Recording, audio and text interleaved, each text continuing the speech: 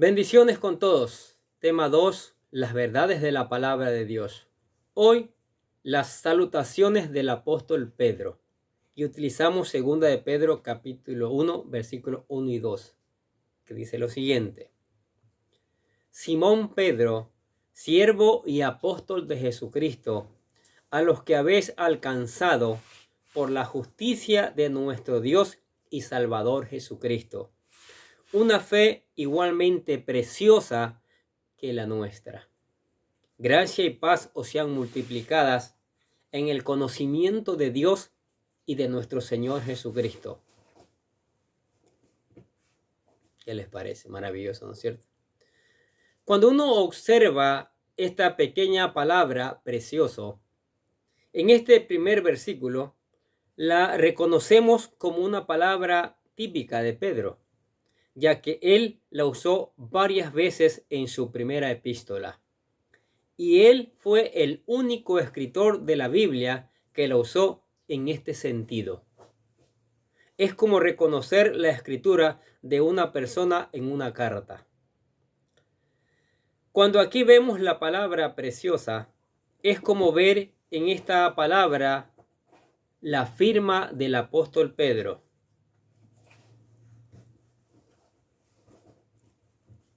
El mencionarse a sí mismo como Simón Pedro fue su forma de comenzar esta segunda carta.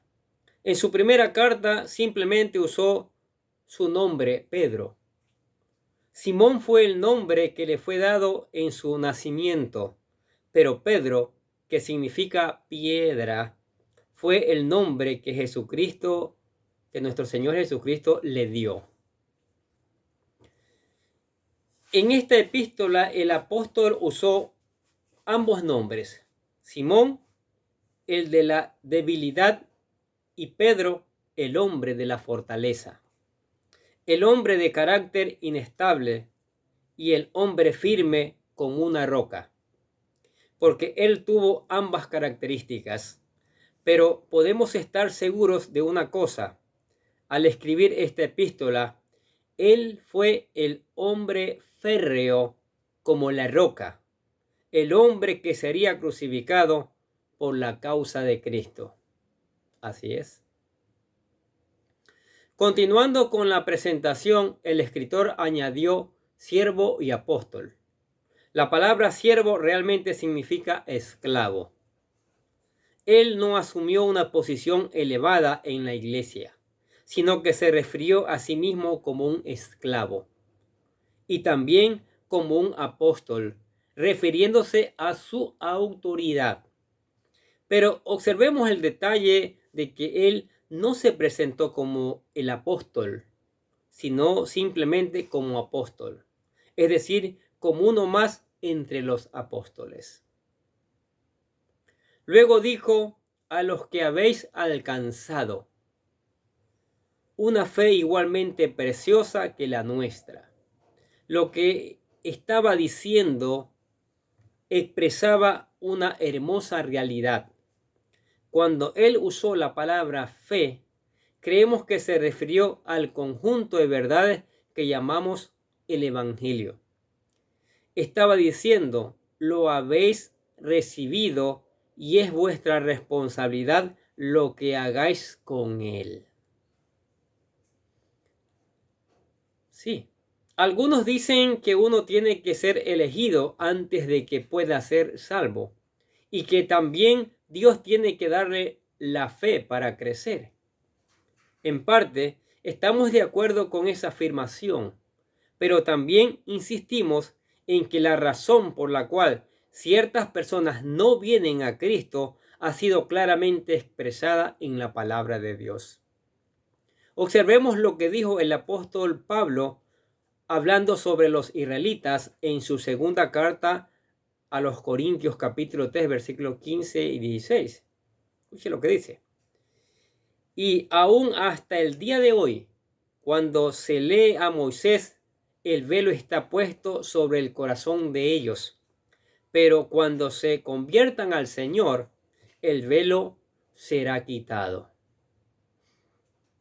Si usted no es un creyente, no diga a que ello se debe a que tiene reservas mentales. Más bien puede deberse a que hay pecado en su corazón. Sí, pecado en su corazón. Cuando el corazón se vuelva al Señor, entonces Él quitará el velo. En cualquier momento en que usted esté preparado, Él estará preparado y lo salvará. ¿Sí? Entonces tiene que entregar su corazón al Señor. Eso es fundamental. Aceptar a Cristo en su corazón. Les cuento que estamos haciendo una serie que hay en tu corazón. ¿Sí? Porque nos hemos dado cuenta que muchas personas no quieren leer en la Biblia, aún cristianos, muchas personas no quieren venir a Cristo es porque su corazón está contaminado. Entonces, tienen que entregar su corazón a Cristo para que su corazón esté limpio, para que lo pueda aceptar. Por eso estamos trabajando en la misericordia del Señor, en la sabiduría del Señor, una serie que se titula ¿Qué hay en su corazón? Puede entrar al canal y ya está el video número 1 de ¿Qué hay en tu corazón? Busque la carpeta allí. ¿Sí? La voluntad de Dios es que ninguno se pierda. Queremos que todo el mundo se salve, hermano. ¿Sí? Como afirmó el apóstol Pedro en su capítulo 3, versículo 9, que dice que el Señor es paciente para con nosotros, no queriendo que ninguno perezca, sino que todos procedan al arrepentimiento. Y para eso tenemos que trabajar duro, para eso tenemos que evangelizar, para eso tenemos que llevar la palabra, tenemos que predicar la palabra de Dios, hacer obra de evangelista, como dice. El mensaje para nuestro tiempo se resume en las palabras, en la invitación del Señor, si alguien quiere venir, y en las registradas en Juan capítulo 3, 16. ¿Qué dice? De tal manera amó Dios al mundo que ha dado a su Hijo unigénito para que todo aquel que en él cree no se pierda, sino más tenga vida eterna. Todo lo que Él le pide hoy es que crea. Ni siquiera le pide que se limpie o purifique espiritualmente antes de venir a Él. Venga tal como se encuentra y Él lo limpiará. Si usted tiene una actitud seria en cuanto a establecer una relación con Él. Como ya hemos leído, el versículo 1 dice, habéis alcanzado una fe igualmente preciosa que la nuestra. ¿De qué manera? Por la justicia de nuestro Dios y Salvador Jesucristo. Esta es la justicia que nos es cedida, traspasada cuando confiamos en Cristo como Salvador. Es que Él no solo quita nuestro pecado, sino que también añade su propia justicia. No somos como criminales que han sido perdonados y puestos en libertad. Se nos ha dado una posición ante Dios y esa posición está en Cristo, aceptados en el amado Señor y Salvador, y eso es maravilloso. Primera de Pedro se escribió por la época en que el emperador romano Nerón inició su sangrienta persecución de los cristianos. La segunda de Pedro se escribió 2 o 3 años más tarde, del 66 al 68, después que se intensificó la persecución. Ese Nerón era un tremendo. Dice que incendió la ciudad de Roma y dijo que los cristianos que la habían quemado. Le echó la culpa a ellos. Imagínense. Primera de Pedro fue una carta de aliento para los cristianos que sufrían. Pero segunda de Pedro enfoca los problemas internos de la iglesia. Sobre todo se refiere a los falsos maestros que causaban dudas y alejamientos del cristianismo. Segunda de Pedro combate sus herejías denunciando los móviles malignos de los falsos maestros y reafirman las verdades cristianas, la autoridad de las Escrituras, la primicia de la fe y la certeza del regreso de Cristo. ¿Sí? Muchos creyentes quieren más de la gracia y de la paz, pero no están dispuestos a esforzarse por conocerlo mejor mediante el estudio bíblico y la oración.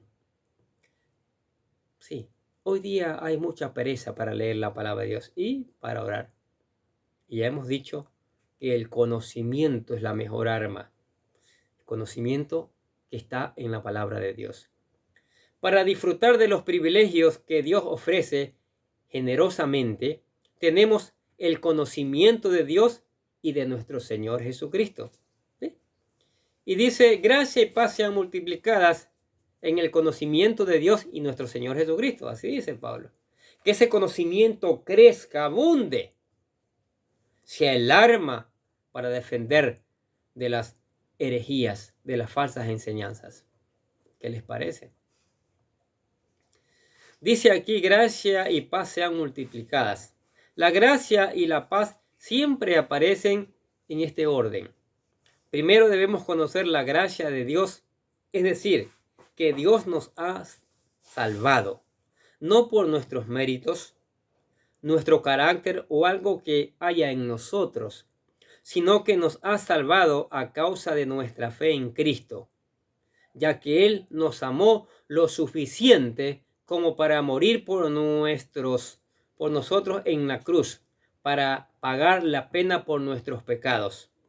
A Él le resulta posible descender a nuestro nivel y salvarnos. ¿Qué les parece? Por lo tanto, Dios lo salva a usted por su gracia, no por ningún mérito que hayamos hecho. No. Él le salva cuando usted sencillamente cree en Cristo o lo invita a vivir a su corazón, sin mérito alguno de su parte. ¿Sí? Por ahí dicen, cuando hace una buena obra, ya te ganaste un escalón al cielo. Esa es una gran mentira. Y es más, si fuera así, ¿cuántos escalones hay para llegar al cielo? Al tercer cielo donde está Dios. Falacias nomás. Es Cristo que entregó su vida, derramó su sangre para salvarnos. También podemos experimentar la paz de Dios. Esto fue lo que el apóstol Pablo estaba diciendo en su epístola a los Romanos, capítulo 5, versículo 1. Mire lo que dice. Justificados, pues, por la fe, tenemos paz para con Dios por medio de nuestro Señor Jesucristo. Maravilloso, ¿no es cierto? Tal como dijimos anteriormente, no podemos considerar a Simón Pedro como un pescador ignorante. Como vemos en esta epístola, que aunque breve, trató más temas de doctrinas cristianas que cualquier otro autor del Nuevo Testamento, y habló de todos los asuntos polémicos y los trató de una forma magistral. Y él fue un escritor del Nuevo Testamento que usó un término aritmético. Dijo, gracia y paz os sean multiplicadas. Maravilloso. Dijo que Dios era rico en gracia, que la paz de Dios sobrepasa todo entendimiento.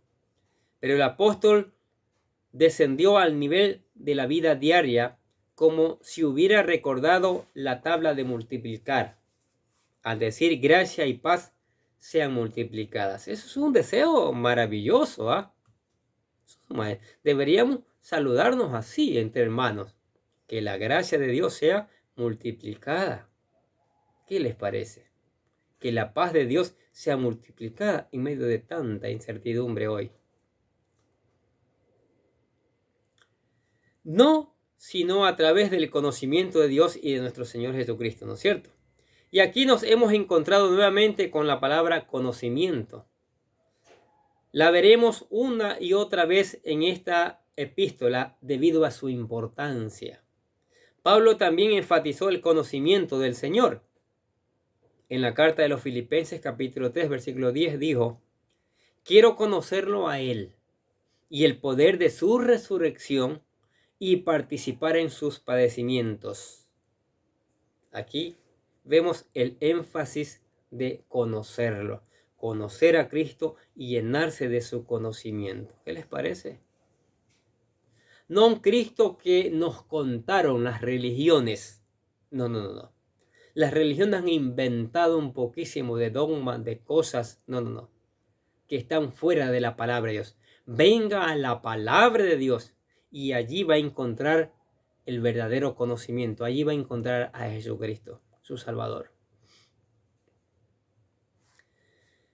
Es que el cristianismo es una persona. No solo hemos de creer en Él, sino que también tenemos que conocerle. Él es un Salvador vivo que precisamente en este momento se encuentra a la derecha de Dios. Ahora, recordemos que fue el profeta Daniel quien dijo en el capítulo 11, versículo 32, pero el pueblo que conoce a su Dios se esforzará y actuará. Usted no va a hacer nada para Dios en el área del servicio cristiano hasta que conozca a Jesucristo. No le va a interesar la vida cristiana hasta que conozca su poder, su amor, cómo le ha salvado. Pero, ¿cómo viene a usted este conocimiento? Bien, pero no nos dejaría en la duda. No permitiría que quedáramos suspendidos en el aire. Cuando terminemos leer su epístola, sabremos que el conocimiento de Jesucristo viene por medio de del conocimiento de la palabra de Dios. La palabra de Dios cierta y segura, ¿sí? La palabra más segura, ¿sí? Que Dios inspiró a los santos profetas para que la escribieran. Qué tremendo, maravilloso, ¿no es cierto? Entonces lea la palabra, estudie la palabra de Dios, ¿sí? Uno puede conocer a un cierto nivel a un personaje famoso por las fotografías en los periódicos o en las revistas, por sus apariciones en la televisión o por haberlo visto en algún espectáculo público o en un acto social. Si nos encontráramos personalmente con él, seguramente lo reconoceríamos. Pero hay una gran diferencia cuando hablamos de conocer a alguien a un nivel personal, íntimamente, de manera que sepamos cuáles son sus gustos, sus preferencias, sus sentimientos y los rasgos de su carácter. Eso es importante. Ahora, cuando Pedro escribió gracia y paz os sean multiplicadas en el conocimiento de Dios y de nuestro Señor Jesucristo, usó la palabra griega epignosis, que se refiere a un conocimiento superior. Este es un conocimiento que viene cuando el Espíritu Santo toma las cosas de Cristo y las hace reales para nosotros. Creemos que usted puede llegar a conocer al Señor Jesucristo mucho mejor de lo que puede llegar a conocer a sus seres queridos. Y usted puede contarle cosas que no se atrevería a contarle a su ser más querido, porque Él es de mucha confianza. Lo importante es que conocerle implica conocer en esta vida las realidades de la vida eterna. Para conocerlo de esta forma, primero tenemos que experimentar un nuevo nacimiento, un nacimiento espiritual. Nicodemo creía que iban a entrar al vientre de su madre nuevamente, ¿no? Pero Cristo le explicó y él entendió. Como el mismo Pedro escribió en su primera carta, el capítulo 1, versículo 23, que dice, pues habéis nacido no de simiente corruptible, sino de incorruptible, por la palabra de Dios que vive y permanece para siempre. ¿Qué les parece estas maravillosas verdades de la palabra de Dios? El leer la palabra de Dios para tener el conocimiento de Dios, para conocer a Cristo y entonces poderle servir como Él nos llama a servir. Entonces podemos llamar con toda certeza siervos, como se llama el apóstol Pedro, siervo. Hoy día se buscan los títulos, entre más altos como que son más importantes. Y cuán equivocado a veces estamos, porque el mejor título que podemos obtener, ¿sí?, es llamarnos siervos. Siervos del Señor Jesucristo.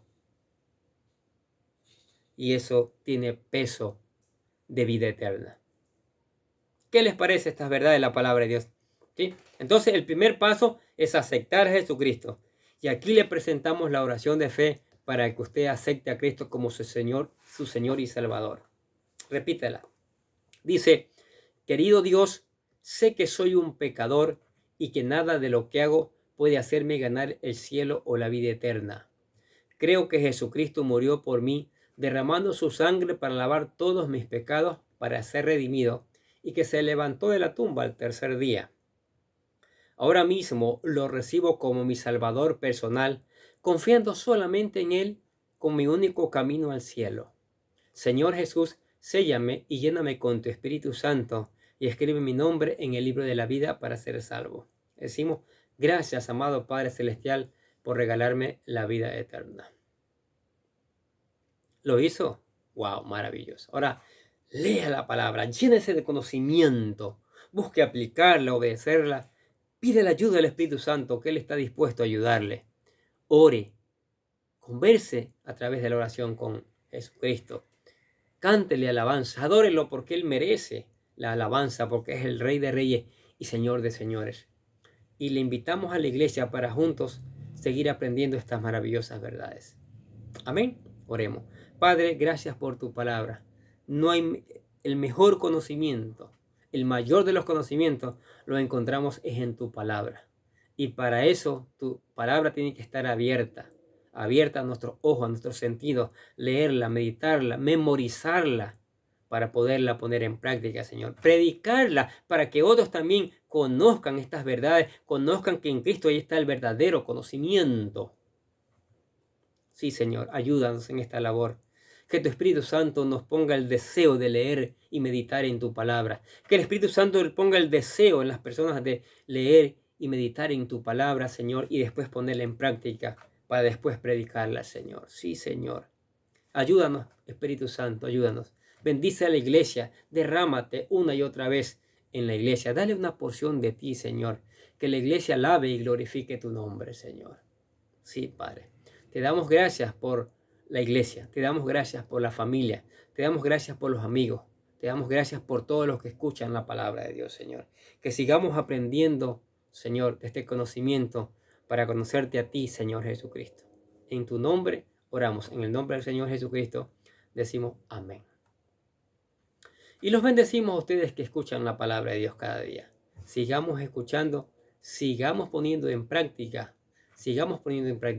nosotros sigamos reenviando también, que es importante, fundamental, que nosotros de acá les deseamos que tengan un día pero lleno de bendiciones.